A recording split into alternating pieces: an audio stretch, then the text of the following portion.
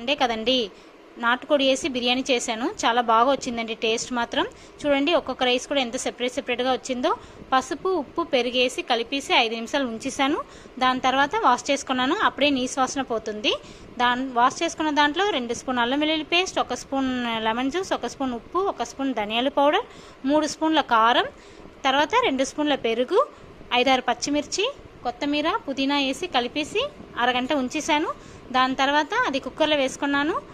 2-3 whistles వచ్చాక stove off చేస్తాను. Pan పెట్టుకొని ఆయిల్ వేసుకున్నాను. నెయ్యి 2 స్పూన్ వేసుకొని బిర్యానీ సామాన్లు వేసుకున్నాను. 2 ఆనియన్ కట్ చేసుకుని వేసుకున్నాను. అల్లం వెల్లుల్లి పేస్ట్ 1 స్పూన్ వేసి ఫ్రై చేశాను. 3 టమాటాలు కట్ చేసుకుని వేసుకున్నాను. ఉప్పు, బిర్యానీ మసాలా, గరం మసాలా వేసి ఫ్రై చేసుకున్నాను. కొత్తిమీర, పుదీనా వేసి ఫ్రై చేసుకున్నాను.